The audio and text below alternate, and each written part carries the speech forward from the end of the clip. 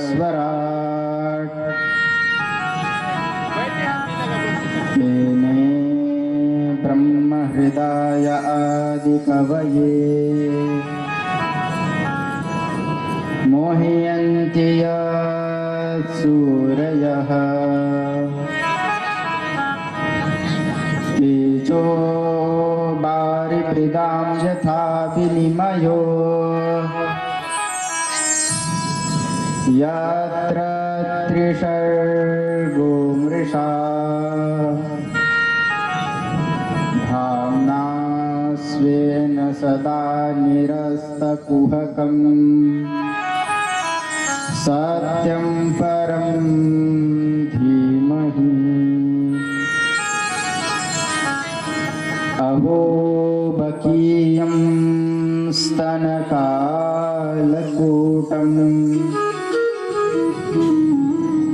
जिघांसयापाय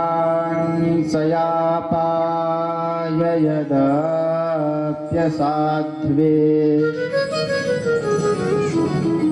लेभे गतिं धात्रिजितां ततोऽन्यम् कं वा दयालुं शरणं व्रजेम कं वा दयालुं शरणं व्रजेम।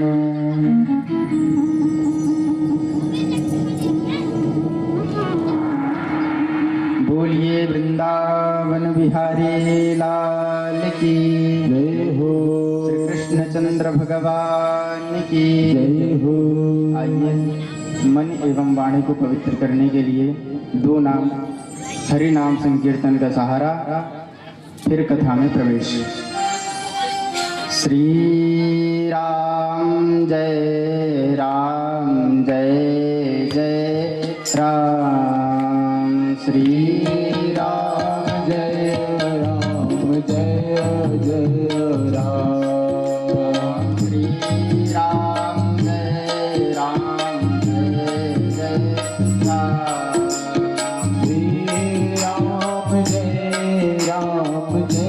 श्री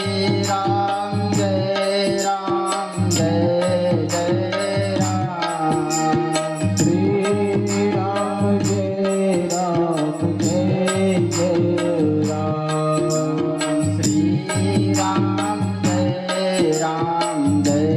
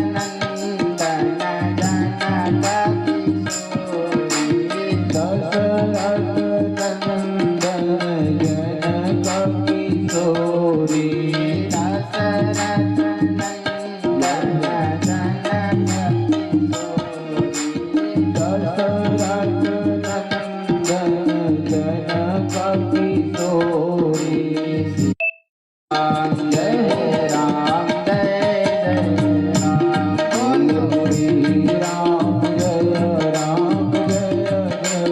राम, श्री राम जय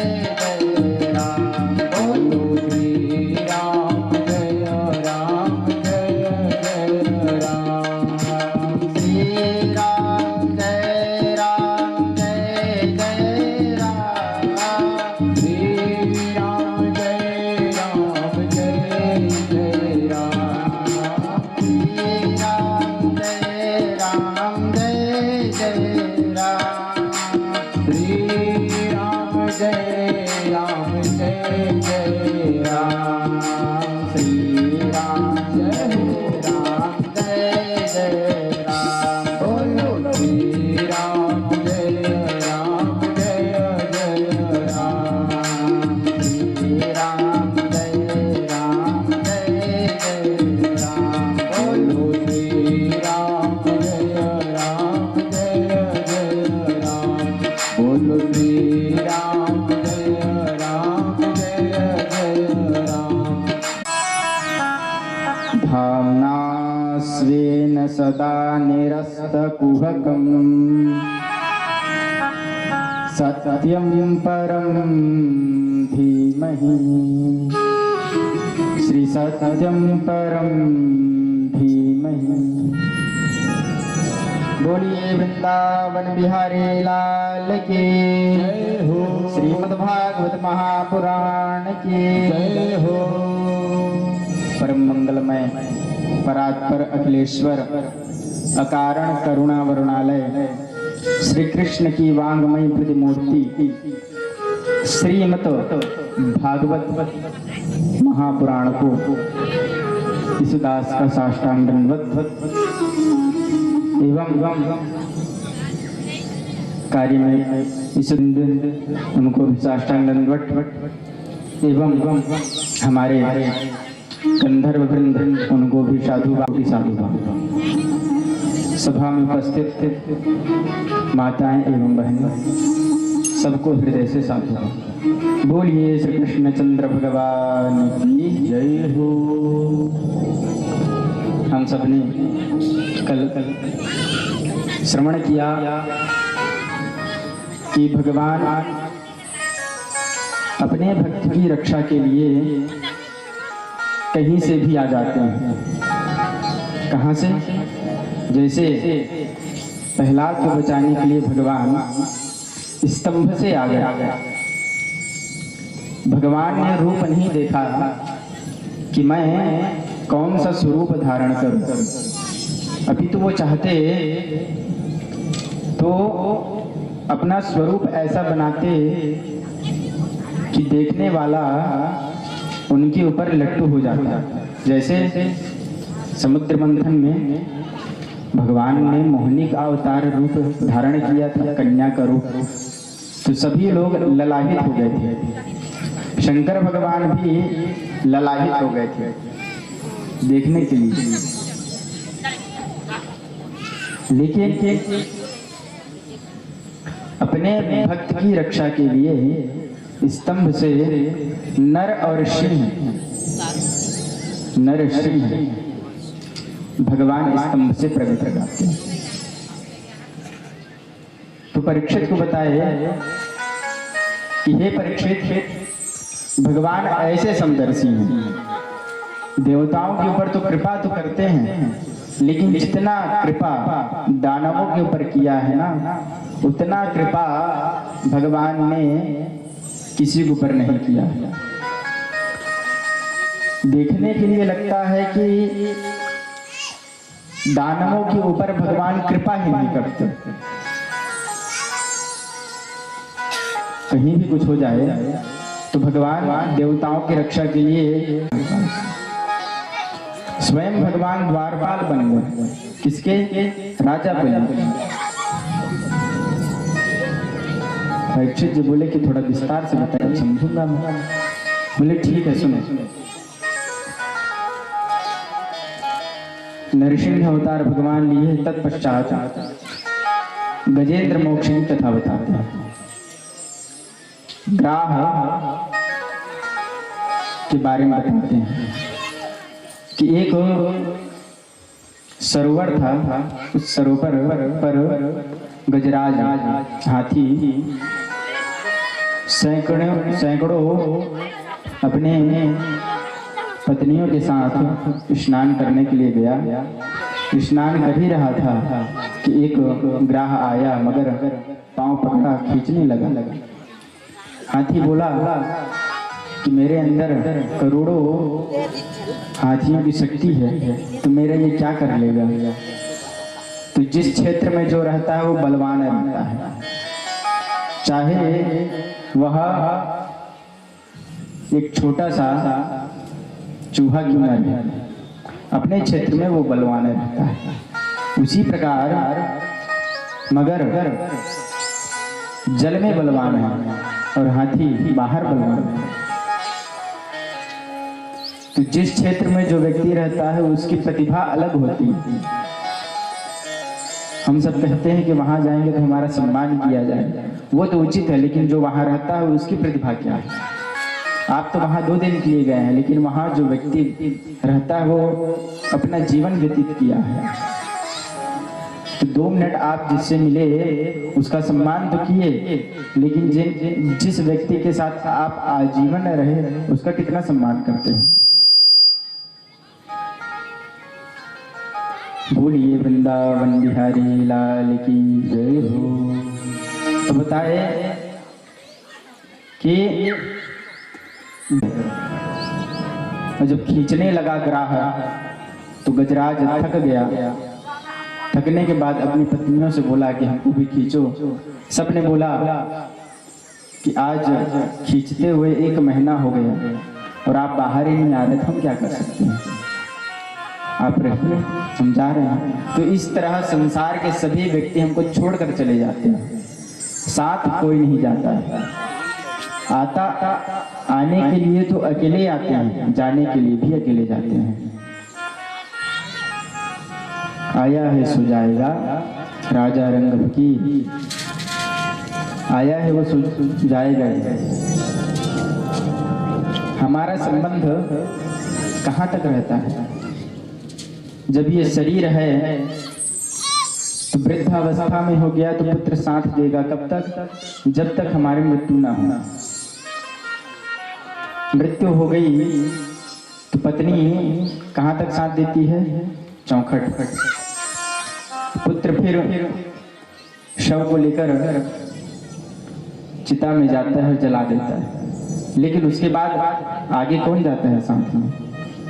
तो आगे हमारे जितने पुण्य हैं वो साथ में जाते हैं। इसलिए बोला गया है कि धर्म कार्य करो। जब आप धर्म कार्य करोगे तो वो आपके साथ जाएगा, ना कि जो यहाँ आप धन अर्जित कर रहे हो वो धन जाएगा। धन तो यहाँ का उपभोग है, यहाँ का उपभोग है, लेकिन ऊपर का वही उपभोग है जो यहाँ आप कर जा रहे हो। जैसे जल गर्मी के दिन में ऐसे कोई सज्जन व्यक्ति रहते हैं जो रास्तों पर एक जलाशय खोल देते हैं। जल की सुविधा, जो भी व्यक्ति यहाँ से गुजर रहा है वो कम से कम ठंडा पानी पी। उसी तरह हमारी जो मृत्यु हो जाती है तो मृत्यु के बाद हम जैसे ही नरक की ओर जाते हैं तो हमको जाने के लिए 1 वर्ष लगता है। नरक में प्रवेश किए तो उसमें इतनी यातनाएं हैं जिसको भोग करने के लिए 1 वर्ष, अनेकों वर्ष लग जाते हैं। उसी के बीच जो हम यहाँ सेवा करते हैं किसी की, वो चीज़ हमको वहाँ प्राप्त होती है। अगर हम किसी के लिए यहाँ जल की व्यवस्था करते हैं, भोजन की व्यवस्था करते हैं, तो हम ऊपर जब जाते हैं तो हमारे लिए भी जल की व्यवस्था होती है, भोजन की व्यवस्था होती है। क्योंकि नरकों के बारे में 5वें स्कंद में स्पष्ट बताया है कि जो यहाँ से करोगे वही ऊपर प्राप्त होगा। गरुड़ पुराण में भी बताया गया है कि जो यहाँ आप किए, सत्कर्म किए, वो आपके साथ ऊपर जाते हैं। सत्कर्म और गलत कर्म दोनों आपके साथ जाते हैं। जैसे हमारे पास धन है तो हम अगर कोई वाहन लेते हैं तो वो धन खर्च होता है।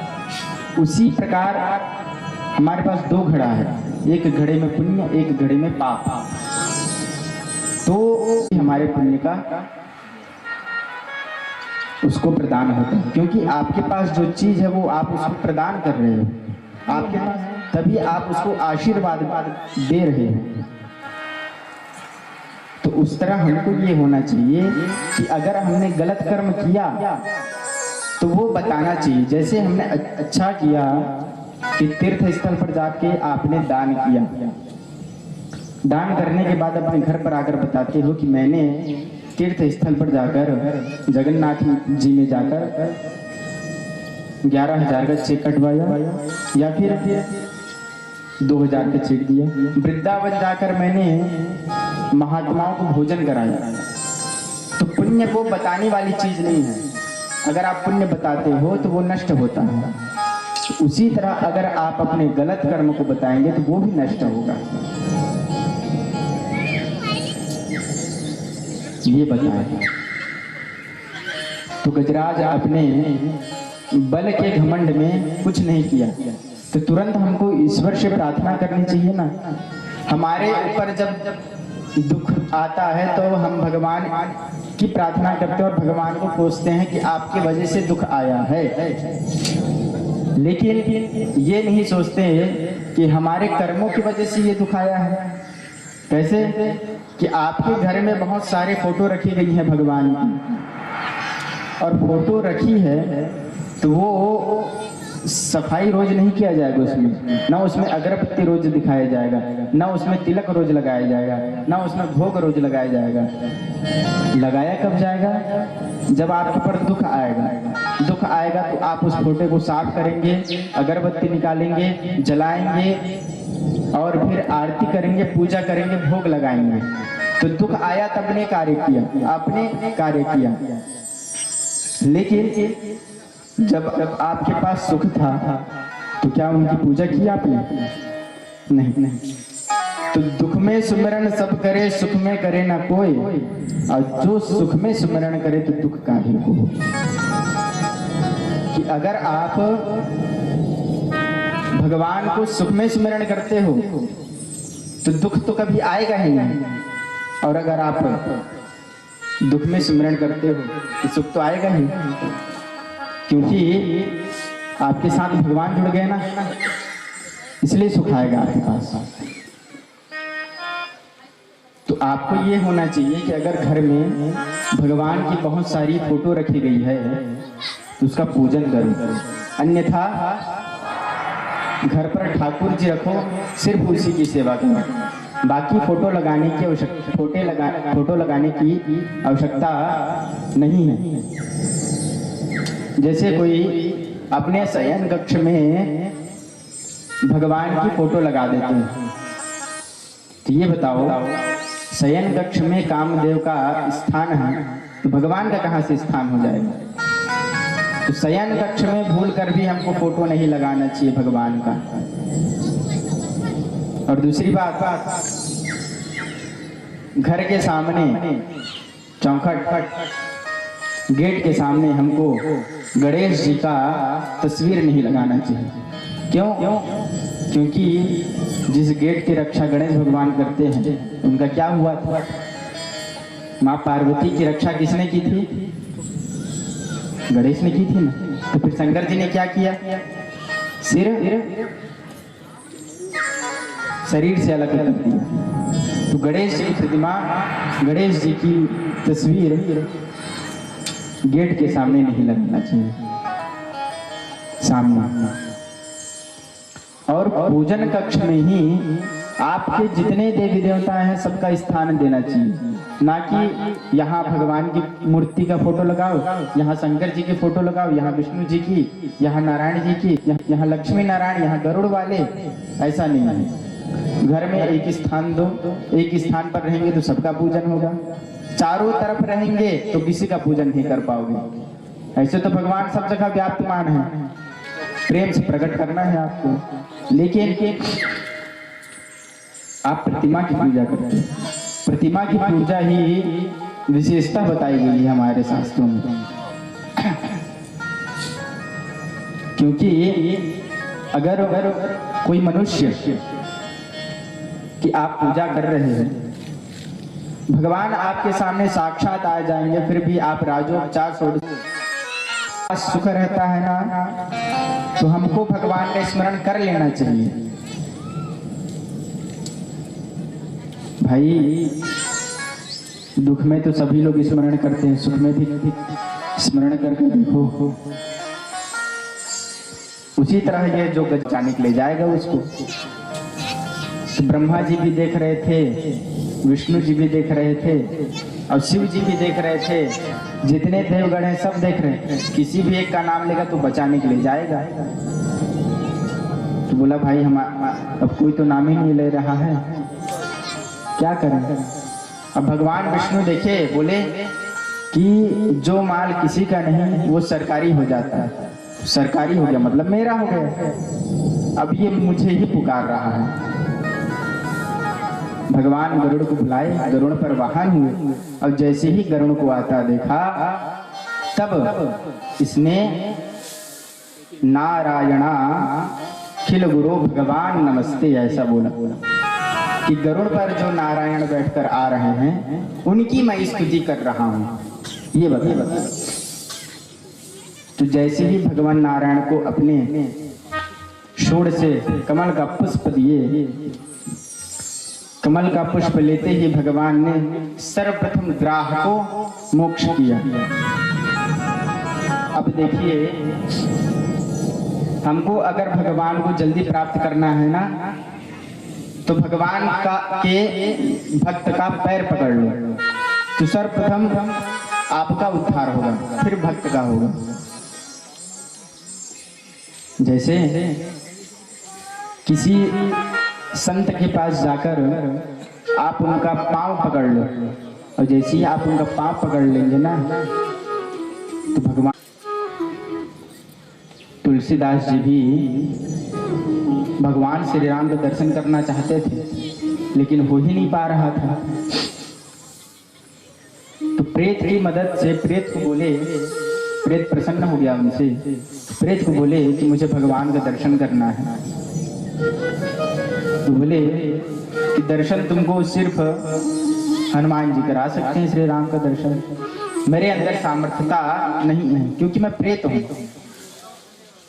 बोले अच्छा, तो हनुमान जी कहाँ मिलेंगे? तो बोले कि जहाँ कथा होता हो भगवान की, वहां सबसे पहले हनुमान जी आते हैं, सबसे अंतिम में ही जाते हैं।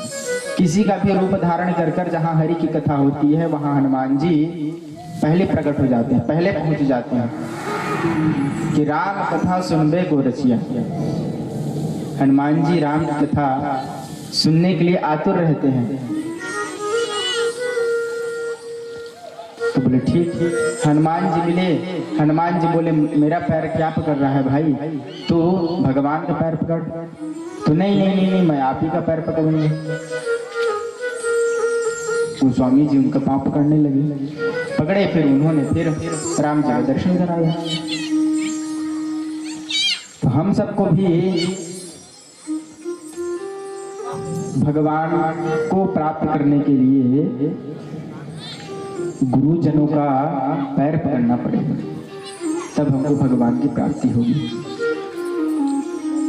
गजराज के पहले ग्राह को मोक्ष दिया, वो जो ग्राह था मगर वो पूर्व जन्म में भूभु नाम का गंधर्व था, और ये जो हाथी था पूर्व जन्म में इंद्रद्युम्न नाम का राजा था, जिसे अगस्त मुनि ने श्राप दिया था, जो आज भगवान के आशीर्वाद से मोक्ष हो गया। बोलिए वृंदावन बिहारी लाल की जय हो।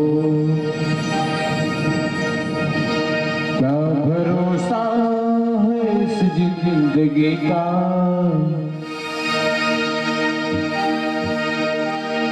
क्या भरोसा है इस जिंदगी का, साथ तेरी नहीं है किसी का, साथ तेरी नहीं है किसी का। क्या भरोसा इस जिंदगी का, क्या भरोसा इस जिंदगी का, साथ तेरी नहीं है किसी का, किसी का साथ तेरी नहीं है किसी का। क्या भरोसा है इस जिंदगी का, क्या भरोसा है इस जिंदगी का, साथ तेरी नहीं किसी का, किसी का साथ तेरी नहीं किसी का, साथ तेरी नहीं किसी का, किसी का साथ तेरी नहीं किसी का।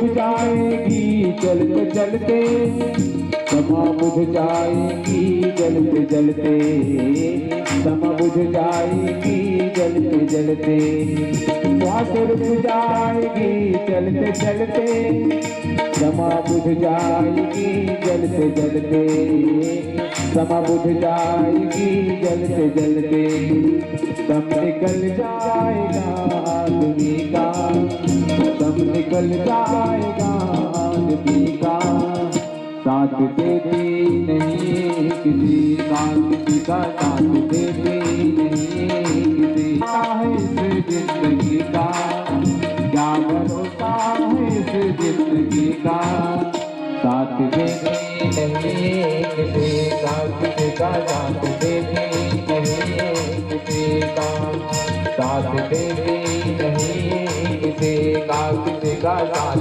देती नहीं किसी का।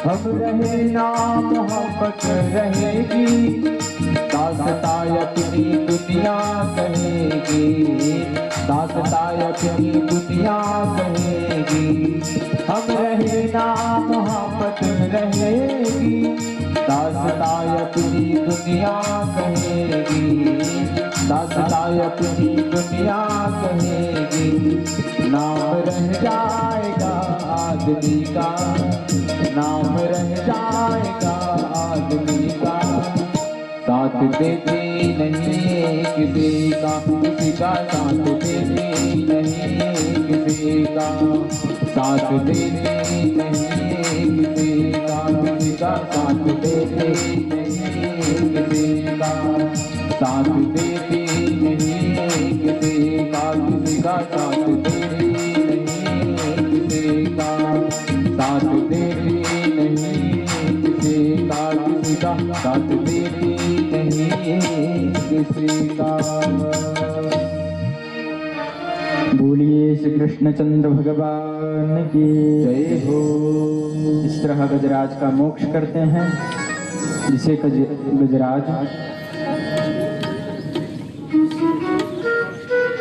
परीक्षित को बताया कि भगवान की प्राप्ति के लिए पहले संत की प्राप्ति करो, और जब संत की प्राप्ति हो जाएगी तो भगवान आपको अपने आप ही प्राप्त हो जाएंगे। तब बताते हैं कि भगवान श्री कृष्ण सिर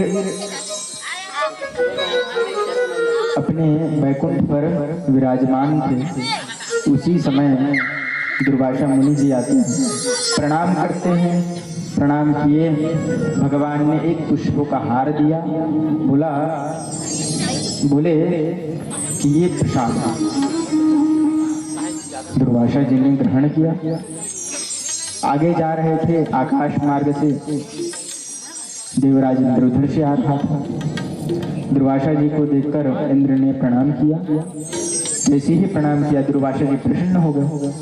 प्रसन्न होकर इंद्र को, जो भगवान ने दुर्वासा जी को पुष्पहार दिया था, वो इंद्र को प्रदान कर दिया। ये लो भगवान का प्रसाद है, तुम पहन लो। अब उसने उस प्रसाद का मूल्य नहीं रखा, अपने हाथी को दे दिया। अब हाथी क्या है कि दुरुपयोग करने वाला, वो थोड़ा जानते कि ये किसका हार है, क्या है। उसने माला को तोड़ दिया। जैसे ही माला को तोड़ा, दुर्वासा जी ने देखा। देखते ही दुर्वासा जी ने इंद्र को श्राप दे दिया कि तू इंद्र अपने धन के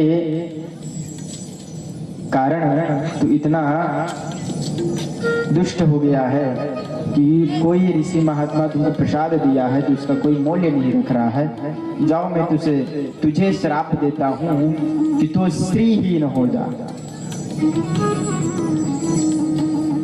तुम्हारे सब चीज छीन जा, जैसी ही चली जाती है। माँ लक्ष्मी जैसे ही समुद्र लोक में गई तो सारा धन लक्ष्मी के साथ समुद्र में चला गया, क्योंकि समुद्र की पुत्री है माँ लक्ष्मी। सभी देवतागण गए किनके पास? ब्रह्मा जी के पास। बोले कि हे देव, दुर्वासा जी के कारण, इंद्र के कारण दुर्वासा जी ने हम सबको श्राप दे दिया है, तो इसका कोई मार्ग बताइए। ब्रह्मा जी ने कहा कि भाई समुद्र मंथन करो, मंथन करोगे तो फिर माँ लक्ष्मी स्वतः आ जाएंगी। बोले अच्छा? बोले हाँ। तो समुद्र मंथन कैसे किया जाए? तो भगवान श्री हरि जी के पास जाओ, वो उनका समुद्र मंथन करने का तुमको मार्गदर्शन कराएंगे। बोले ठीक। भगवान के पास गए, भगवान ने कहा कि समुद्र को मथना है तो मथने के लिए मथानी होनी चाहिए और रस्सी होनी चाहिए। बोले जी भगवान। तो नागराज वासुकी को रस्सी बनाया गया, प्रार्थना किया कि आप आइए और समुद्र मंथन में आप रस्सी का कार्य करेंगे। बोले ठीक। और मंद्रा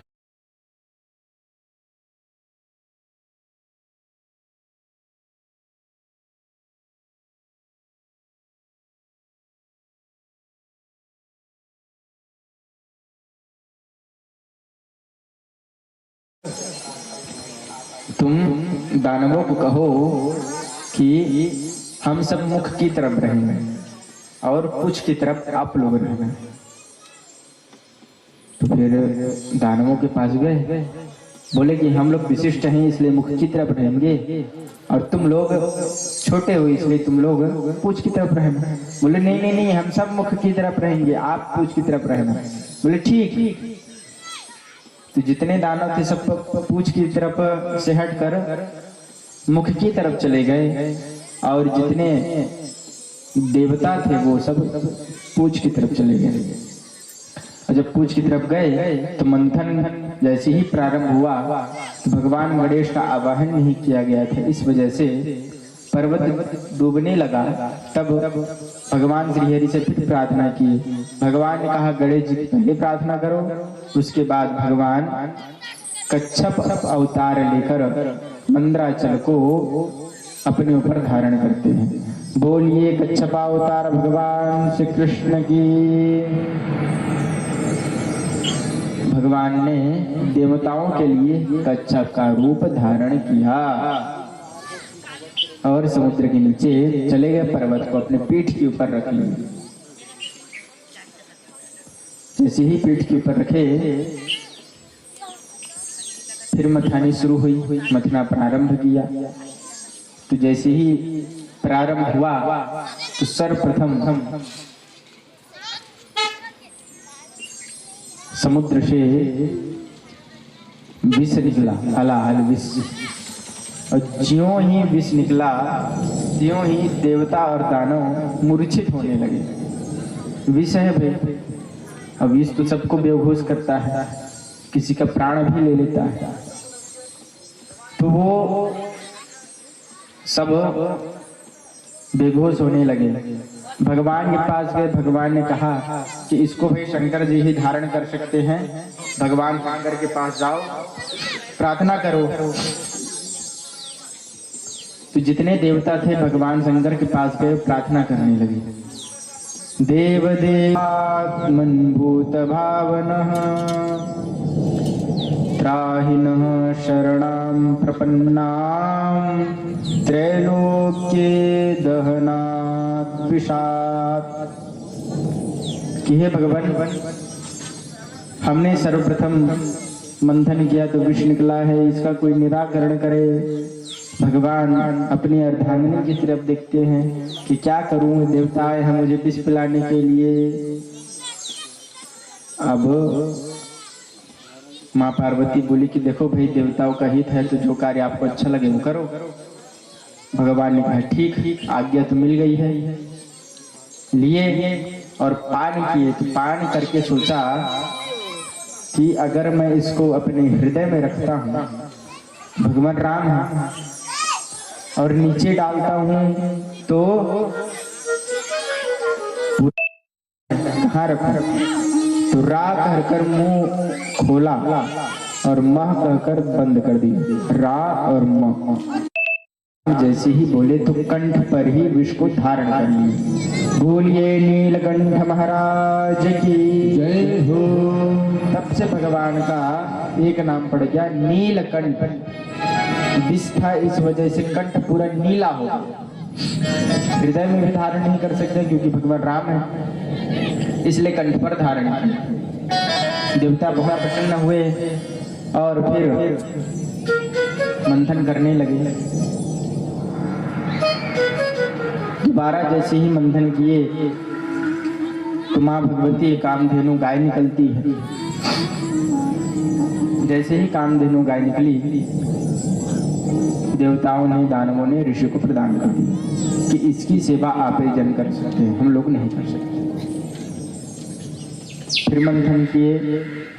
तीसरा उच्चैश्रवा घोड़ा निकला जिसे राजा बलि को दे दिया गया।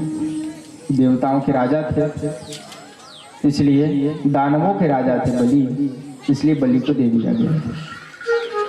चौथा ऐरावत हाथी निकला जिसे इंद्र को प्रदान किया गया। पांचवा कौस्तुभ मणि निकली जिसे भगवान को दिया गया, क्योंकि जो मणि का मूल्य है वो अगर किसी लोहार के पास चला जाए तो उसका कीमत नहीं पहचान पाएगा। तो भाई सुनार के पास रहेगा तो उसका कोई मूल्य रहेगा, तो इसलिए भगवान को दे दिया गया। छठा अप्सराएं निकली जो स्वर्ग में प्रदान की गई। स्वर्ग में ही इसका अच्छा स्थान है, इसलिए अप्सराओं को स्वर्ग में डालता है।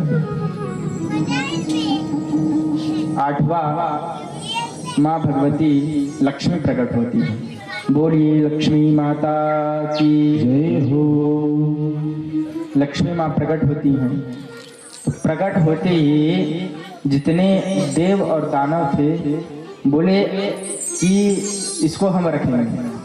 लक्ष्मी तो सब है, लेकिन लक्ष्मी किसके पास रहेगी? नारायण के पास। तो शंकर जी भी वहां तैयार होकर बैठे, ब्रह्मा जी भी तैयार होकर बैठे, देव इंद्र इत्यादि भी तैयार होकर बैठे, दानव भी तैयार होकर बैठे कि जो ये कन्या जिसके गले पर वरमाला डाल देगी वो ही इसका स्वामी बनेगा। बोले अच्छा? बोले हाँ। तो बैठे। नारायण बोले कि ये तो मेरे पास ही आएगी, मुझे तैयार होने का कोई आवश्यकता नहीं। इसलिए भगवान नारायण दूर खड़े थे और माँ लक्ष्मी माला लेकर घूमने लगी। घूमी तो माँ लक्ष्मी ने देखा कि जितने देव हैं, दानव हैं, ये सब मुझे पाने की इच्छा कर रहे हैं, लेकिन वो जो दूर बैठा है मधुसूदन वो मुझे देख नहीं रहा है। तो अर्थात सब मेरे योग्य ये हैं, तो मैं इन्हीं को वर मानूंगी। अच्छा, दूसरी बात ये कि एक समय माँ भगवती लक्ष्मी और भगवान नारायण ने संवाद किया कि सबका गांठ बंधन होता है, गठबंधन होता है, विवाह होता है तो सालगिरह मनाई जाती है। तो कभी हम लोग भी सालगिरह मनाए, तो ऐसा कोई उपाय करो भाई। बोले सालगिरह मनाना है? बोले हाँ। तो एक काम करता हूँ, दुर्वासा से इंद्र को श्राप दिला देता हूँ, फिर उसके बाद आप अपने पिता के पास चले जाना और जैसे ही समुद्र से बाहर आना तो आप मुझे वरमाला पहना देना, फिर हम दोनों का दूसरा विवाह हो जाएगा, सालगिरह भी बन जाएगी। तो कार्तिक कृष्ण अमावस्या के दिन माँ लक्ष्मी समुद्र से प्रकट होती है और भगवान नारायण को वरती है। बोलिए लक्ष्मी नारायण भगवान की जय हो। इस तरह 8वां रत्न समुद्र से निकला। 9वां वारुणी देवी जिसे दैत्यों ने रखा। 10वां चंद्रमा को भगवान शंकर ने रखा। 11वां पारिजात वृक्ष होगे वो चीज आपको प्रदान कर देने वाली है, कल्प वृक्ष। 14वां धन्वंतरी प्रकट होते हैं। प्रकट जैसे ही हुए हाथ में कलश जिसमें अमृत रखा हुआ था। दानवों ने देखा, धन्वंतरी से छीनकर भाग गए। अब दानव छीन कर भगे तो देवता बोलने लगे, ले गया हमारा रत्न, ले गया, लूट कर हमसे ले गया।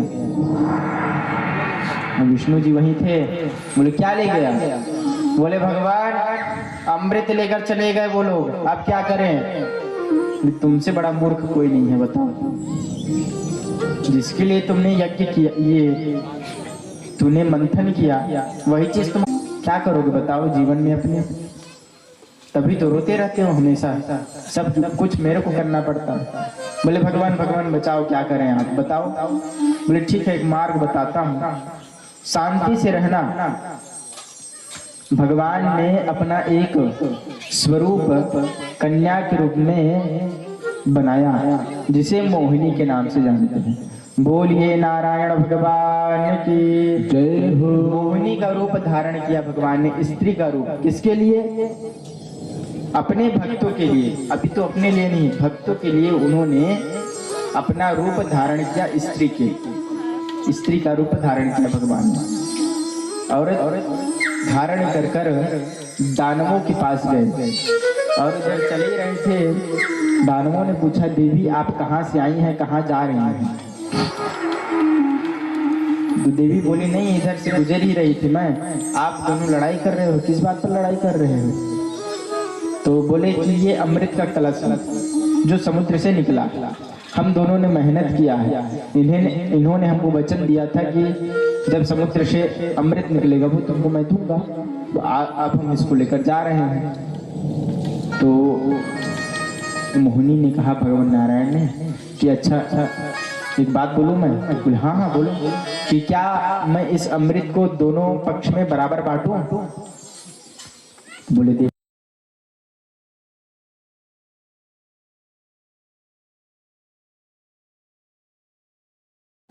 और पहली बार में ही इतना विश्वास करो वो उचित नहीं है, तो तू ऐसा कर कि तू ही बांट ले, मैं चली जाती हूँ यहाँ से। तो भाई ऐसा जब कहा तो दानव थे वो और विश्वास करने लगे, जो ऐसा कह सकता है वो तो कभी पक्षपात नहीं कर सकता है, तो इसलिए इन्हीं को दिया जाए। तो भगवान नारायण के हाथ में अमृत आया और फिर दानवों से बोले कि जो अमृत नीचे है ना गाढ़ा वाला, वो तुम लोग को मैं पिलाती हूँ, और जो ऊपर बचा है पानी वो देवताओं को पिलाती हूँ। बोले जैसा आपको अच्छा लगे देवी, जो आपको अच्छा लगे वो करो। बोले ठीक। तो बोले कि एक लाइन से बैठ जाओ दानव, एक लाइन से अपने देवता बैठे, एक लाइन से दानव बैठे, दो पंक्ति लगी, बीच में मोहिनी खड़ी थी। बोले पहले मैं देवताओं को देता हूँ, फिर दानवों को दूंगी। तो भगवान नारायण ने पहले देवताओं को पिलाया, उसके बाद दानवों को पिलाने लगे। दानवों को पिलाते नहीं थे, मात्र हंसते थे, और हंसते तो उनके पात्र में अमृत जाता नहीं, अभी तो वायु पीते वो, और जैसे ही वायु पीते तो अमृत गया ही नहीं है, तो अमर कैसे होंगे भाई? जो अमृत पिएगा वो अमर रहेगा। इतने में ही एक असुर ने देख लिया, स्वरभानु दैत्य ने देखा, और वह दैत्य सूर्य चंद्रमा के बीच में जाकर बैठ गया। और जैसे ही बैठा भगवान फिर दोबारा पंक्ति करने लगे, चलाने लगे। तो और बगल में सूर्य और चंद्र थे, फिर बीच में जो बैठा है दैत्य, उसको भी तो देना पड़ेगा ना, यहाँ से यहाँ कूद कर नहीं जा सकते। उनको भी दिया गया। और फिर सूर्य और चंद्र ने इशारा किया, दैत्य है, भगवान सुदर्शन लाए, और तुरंत उसका सिर धड़ से अलग कर दिया। तो इतने जैसे ही अलग किए तो अमृत तो पान कर चुका था, अमृत पान कर चुका था, इसलिए अमर हो गया। राहु और केतु के नाम से यह दो शरीर हो गए, एक राहु हुआ और एक केतु हुआ। भगवान अमृत का कलश लेकर वहां से गायब हो गए, और जितने दैत्य थे उनको स्मरण हुआ, अरे ये तो हमारे साथ छल हुआ है। तो दानव देवताओं से युद्ध किए, देवताओं ने अमृत पान किया था, इस वजह से युद्ध में दानव हार गए, दैत्य जीत गए। पुनः देवराज इंद्र ने अपनी गद्दी संभाली।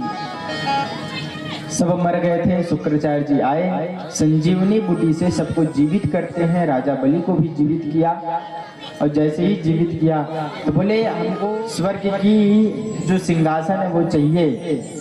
अपने गुरु जी से बोले ठीक है चाहिए, तो एक काम करो कि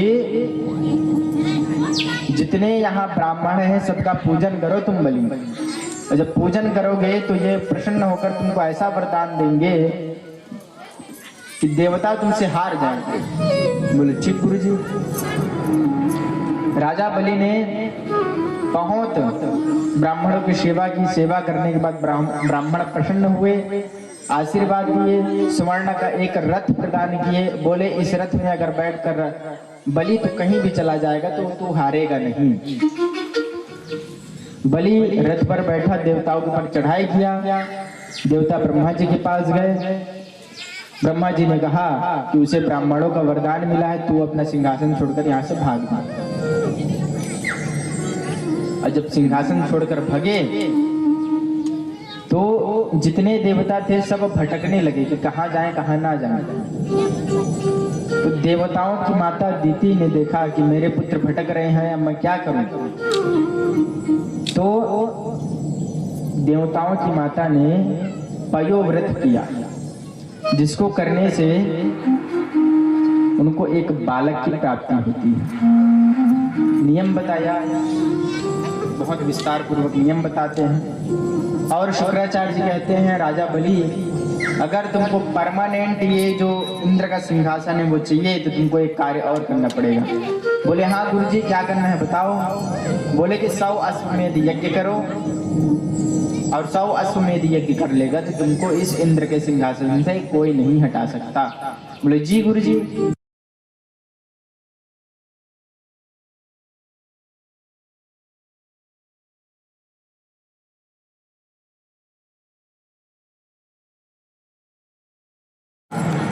वामन रूप में अवतार ग्रहण करूंगा। बोले ठीक। दीदी ने पयोव्रत किया, पयोव्रत के प्रभाव से भगवान पुंज बनकर गर्भ में जाकर विराजमान होते हैं, और फिर वामन के रूप में भगवान जन्म लेते हैं। बोलिए वामन भगवान की जय हो। जैसे ही वामन भगवान का जन्म हुआ तो बृहस्पति ने वामन भगवान को जनेऊ दिया, यज्ञोपवीत पहनाया। ब्राह्मण का तो कर्म है पहले जनेऊ था, पहले जाति संस्कार 16 संस्कार बोले गए हैं, उनमें से भगवान का एक संस्कार हुआ, जनेऊ संस्कार हुआ। जनेऊ बृहस्पति ने दिया, तत्पश्चात ब्रह्मा जी ने कमंडल दिया, सरस्वती माता ने उनको रुद्राक्ष की माला प्रदान करी, आकाश ने छाता दिया, पृथ्वी ने पादुका दी कि खुला पैर कहाँ चलेंगे, और कुबेर ने भिक्षा पात्र दिया, माँ पार्वती ने भिक्षा दी। अब गुरु जी के पास गए और गुरु जी के पास जाकर वो सारी भिक्षा बृहस्पति जी को दे देते हैं। बृहस्पति जी ने कहा कि हमको इतना धन नहीं चाहिए, हमको सारा धन चाहिए। बोले क्या चाहिए? बोले हमको जो राजा बलि के पास संपत्ति है ना, वो सब संपत्ति हमको चाहिए। बोले अच्छा? बोले हाँ, उसको मांग कर लिया। तो गुरु की आज्ञा से भगवान नारायण जहां बलि यज्ञ कर रहा था वहां पहुंचे और पहुंचकर राजा बलि के स्थान पर देखिए कितना बड़ा यज्ञ हो रहा है। बलि ने देखा कि एक छोटा सा बावन है, छोटा ब्राह्मण है और यज्ञोपवीत धारण किया है, हाथ में कमंडल है, एक हाथ में छत्ता है, कुशे की आसन लिया है। कहाँ है दिव्य पुरुष, कहाँ से आ रहा है? गया बलि, प्रणाम किया, साष्टांग दंडवत किया। बोले महाराज कहाँ जा रहे हो? तो बोले कि आप ही के पास आ रहे हैं बलि। बोले अच्छा, अहो भाग्य जो आप यहाँ पधारे। बोले हाँ ठीक है भाई। तो क्या चाहिए ब्राह्मण, ये बताइए आप। जो चाहिए आप नहीं संकोच मांग सकते हैं, ये सारी पृथ्वी मेरी है।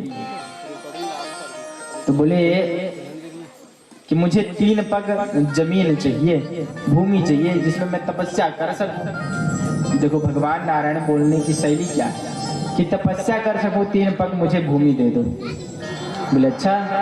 हाँ, तो गुरुजी जहां आपको उचित लगे वहां 3 पग की भूमि ले लो, वहां बैठ जाओ। बोले नहीं नहीं, संकल्प से चाहिए। बोले गुरुजी और कुछ चाहिए तो वो भी मांग लो। 3 पग क्या मांगते हो? मेरे पास हीरे मोती सभी बोलो तो आपको स्वर्ण का एक महल दे दूं। बोले उतना नहीं चाहिए भाई, हमको 3 पग जमीन चाहिए, वो 3 पग जमीन तुम हमको दे दो, बस उतने में संतोष, हम संतोषी ब्राह्मण हैं भाई। बोले ठीक गुरुजी आप संतोषी हैं, तो ठीक है, जो आपको उचित लगे वो स्थान नाप लो। बोले नहीं नहीं, ऐसे नहीं लेते हम दान, हमको संकल्प से दान दो। तो बोले गुरुजी आप 3 पग भूमि के लिए संकल्प मांग रहे हो? बोले नहीं नहीं, ऐसा नहीं है। क्या है कि संकल्प से जो दिया गया दान होता है वो बहुत भाग्यशाली होता है, उससे बहुत पुण्य मिलता है। बोले जी। तो उसी समय शुक्राचार्य जी ने देखा कि ये जो बालक है 3 पग जमीन के लिए संकल्प बोल रहा है कौन? आंख बंद की, आंख बंद कर जैसे ही मंत्र पढ़े तो देखिए साक्षात परब्रह्म परमेश्वर परमात्मा है, ये विराट रूप देखा। तो राजा बलि तैयार हो गया संकल्प देने के लिए, और संकल्प देने के लिए तैयार हुआ तो राजा बलि के पास शुक्राचार्य जी आते हैं, दैत्य गुरु आते हैं, कहते हैं कि अरे बलि इसको दान मत देना, ये दुष्ट है। बोले कैसे महाराज आप इसको दुष्ट कह रहे हैं? बोले छलिया है, छलिया, ये नारायण है। तो बलि बोला नारायण हो चाहे कोई हो, महाराज अब मांगने के लिए मेरे पास आए तो मैं दूंगा भाई। बोले ऐसे ही देते, संकल्प मत ले। बोले नहीं गुरुजी, अब संकल्प के लिए मैंने बोल दिया है तो मैं संकल्प दूंगा। तो शुक्राचार्य जी की बात नहीं मानी, तो शुक्राचार्य जी को क्रोध आया, चेला मेरा है, बात मेरी नहीं मानता। हाथ में जल में लिया और मंत्र पढ़ा और बोला बलि इसी समय तो श्रीहीन हो जा, ये मेरा श्राप है। बलि को श्राप देकर दैत्य गुरु वहां से जा ही रहे थे। तो फिर गुरुजी ने सोचा कि अरे चेला है अपना, और चेले को कभी छोड़कर नहीं जाना चाहिए। तो संकल्प ले रहे थे जल में, तो कमंडल से पानी निकल ही नहीं रहा था। अब देखो भागवत में तो ऐसा उल्लेख नहीं है कि शुक्राचार्य जी कमंडल में आकर छुप गए जिस वजह से पानी न निकले, लेकिन अन्य पुराण में है। तो जो ये दैत्य गुरु थे वो कमंडल में छुप गए कि पानी ना निकले यहाँ से। भगवान नारायण ने कुसा लिया, अब कुसा लेकर ऐसे ही निकाला और जैसे ही छिद्र पर मारा तो शुक्राचार्य जी की एक आंख फूट गई। गोविंदाय नमो नमः, बोलिए वृंदावन बिहारी लाल की जय। एक आंख भगवान ने ले लिया और शुक्राचार्य जी वहां से निकले, बोले भाई आपस में लेन देन 2 व्यक्ति कर रहे हैं, नुकसान मेरा हो रहा है, इससे बढ़िया यहाँ से भग जाना ही उचित है। बलि को श्राप देकर चले गए। इतने में भगवान का संकल्प हुआ, विष्णोरद्ध ब्राह्मणों ने दुदे पारारार्धे, ऐसा संकल्प हुआ। संकल्प होते ही जल छोड़ा गया, और जैसे ही जल छोड़े उतने में ही बलि ने कहा कि महाराज आपको जो जमीन चाहिए 3 पग नाप लो। बोले ठीक, नापूं? बोले जी। भगवान ने अपना विराट रूप ग्रहण किया और भगवान बड़े हो गए। बड़े होकर अपने प्रथम पग से उन्होंने सारी पृथ्वी नाप ली। सारी पृथ्वी एक पग से नापा, दूसरे पग से स्वर्ग नाप लिया, बचा क्या? तब बलि से बोले कि भाई 3 पग के लिए तूने संकल्प दिया था, 2 ही पग में तुम्हारे पूरे संपत्ति मेरे पास आ गई, अब तू तीसरा पग कहाँ रखेगा? तो बलि जी ने कहा कि धन से बड़ा कौन होता है महाराज? बोले धन से बड़ा धनवान होता है। तो भाई धन मैंने आपको दिया है, लेकिन धनवान तो मैं हूं ना, मुझे ना अपने तीसरे पग में। भगवान ने कहा क्या बात? तीसरा पग भगवान ने बलि के ऊपर रखा। तो देखिए दैत्यराज गुरु ने श्राप दिया था वो सत्य हो गया। क्या कि बलि के पास धन नहीं बचा, निर्धन हो गया वो। लेकिन उसके पास ऐसा धन आया जो कभी किसी के पास आया नहीं है। बलि ने भगवान नारायण को प्रसन्न कर दिया। नारायण अपने रूप में आते हैं, बोलते बलि कुछ मांगो। बोले आपकी भक्ति चाहिए मुझे, और कुछ नहीं चाहिए। बोले नहीं नहीं भाई कुछ मांगना पड़ेगा। बोले नहीं चाहिए। तो मेरा आशीर्वाद है कि तू आगामी मनवंतर में इंद्र बनेगा, तब तक तू यहाँ पाताल में राज कर। तो बलि कहे कि और मांग लो। तो बोले भगवान आपको निरंतर मैं देखता रहूं। बोले ठीक है, जब तक तू नीचे राज्य करेगा तब तक मैं तेरा द्वारपाल बनकर रहूं। अब देखो भगवान भक्त के लिए द्वारपाल भी बन जाते हैं। भगवान भक्त के लिए द्वारपाल बन जा रहे हैं, मतलब सेवक बन जा रहे हैं भगवान भक्त के लिए। भक्त के लिए सेवक बना भगवान ने। भगवान के साथ